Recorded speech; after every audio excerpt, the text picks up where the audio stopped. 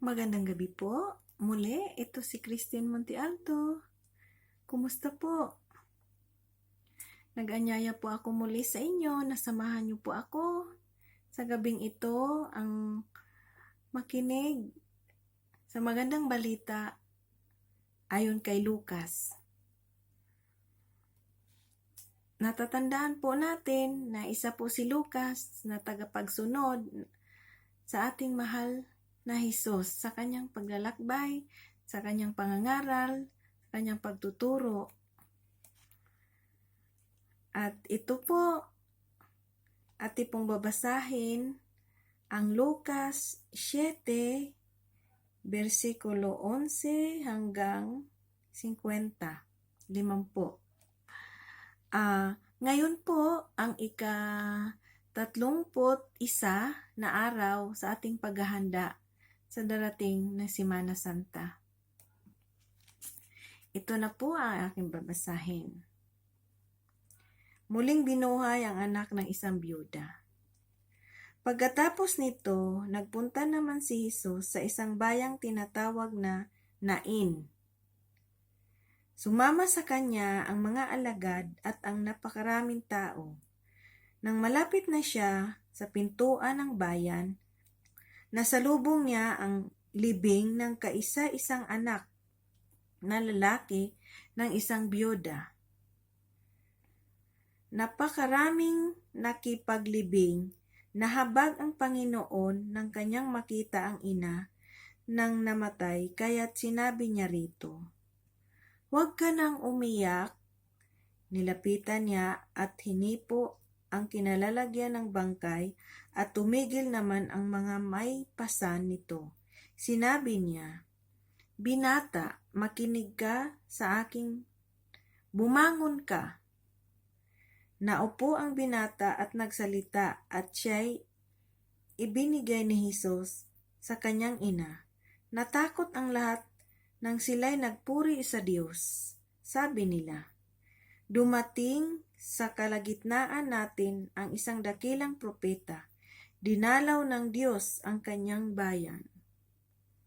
At kumalat sa buong Hudiya at sa palibot na lupain ang balitang ito tungkol sa ginawa ni Hesus. Ibinalita kay Juan ng kanyang mga alagad ang lahat ng mga pangyayaring ito.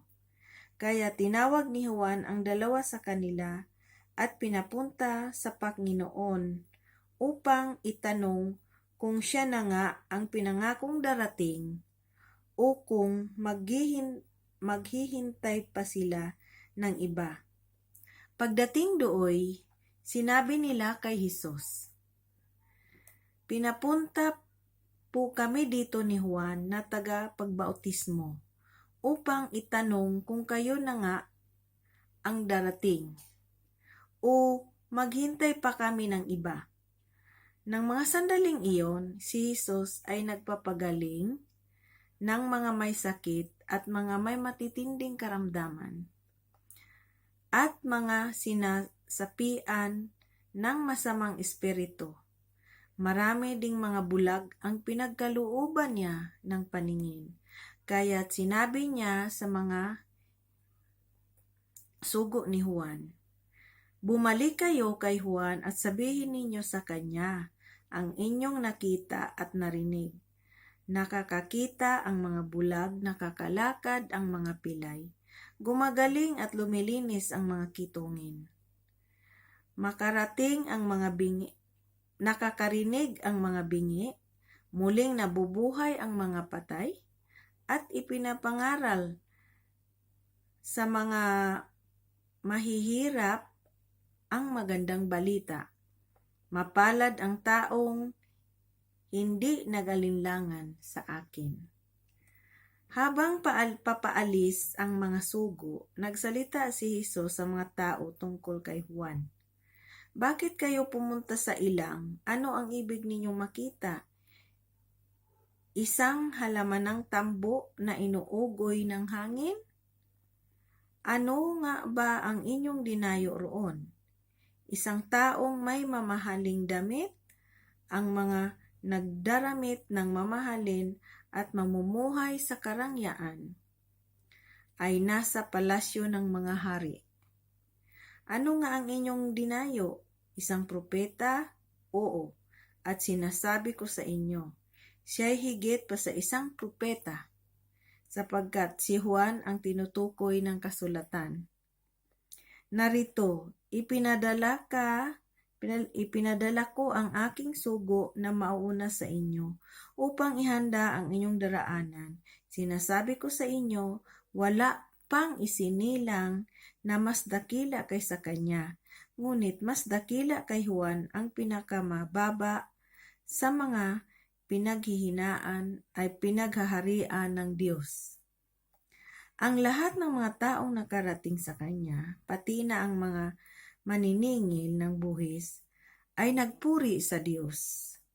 Ang mga ito'y binautismuhan ni Juan. Ngunit ang mga Pariseo at ang mga dalubhasa sa kautosang Hudyo na ayaw magpabautismo at tumanggi sa layunin ng Diyos para sa kanila. Sinabi pa ni Jesus, kanino ko maihahambing ang mga tao ngayon? Ano ang makakatulad nila?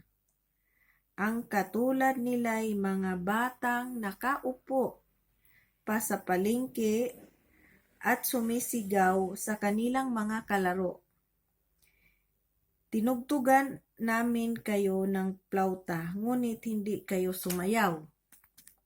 Narinig ninyo kaming tumangis, ngunit hindi kayo nakikiiyak. Sapagkat nang dumating si Juan na tagapagbautismo, siya'y nag-aayono at hindi umiinom ng alak, at ang sabi ninyo, sinasapian ng demonyo ang taong iyan. Nang dumating naman ang Anak ng Tao, siya'y kumakain at umiinom. Ngunit sinasabi naman ninyo, tingnan ninyo ang taong iyan, matakaw, lasinggo at kaibigan ng mga maniningil ng buwis at ang mga makasalanan.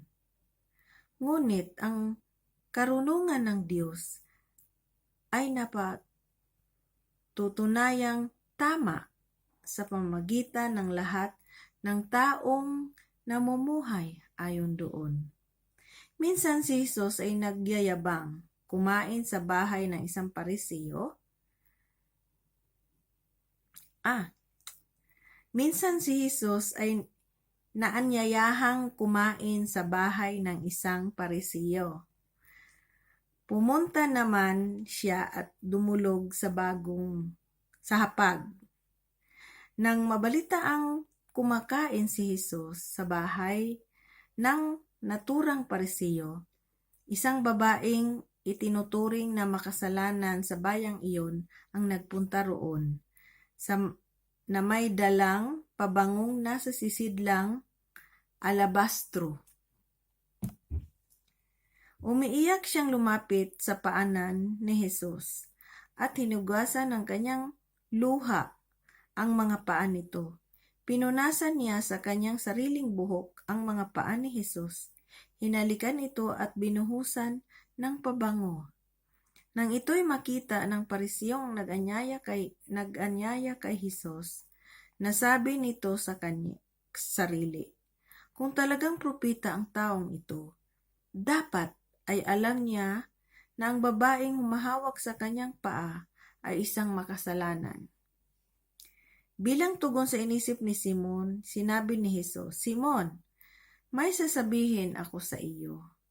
Ano po yon, Guro? Sagot niya. Kaya't nagpatuloy si Jesus. May 2 taong umuutang sa isang nagpapahiram ng pera. 500 salaping pilak ang inutang ng isa. At 50 salaping pilak naman ang sa ikalawa. Nang hindi sila makabayad, kapwa sila pinatawad.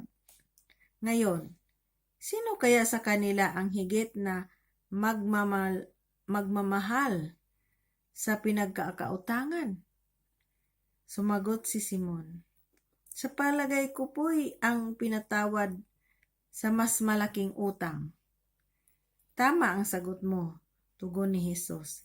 Nilingon niya ang babae at sinabi kay Simon, nakikita mo ba ang babaeng ito? Pumasok ako sa iyong bahay at hindi naman lamang ako binigyan ng tubig para sa aking mga paa. Ngunit, hinugasan niya ng luha ang aking mga paa at pinunasan ito ng sarili niyang buhok. Hindi mo ako hinalikan, ngunit siya mula nang pumasok ay hindi tumigil ng kahahalik sa aking mga paa. Hindi mo nilagyan ng langis ang aking ulo, subalit binuhusan niya ng pabango ang aking mga paa.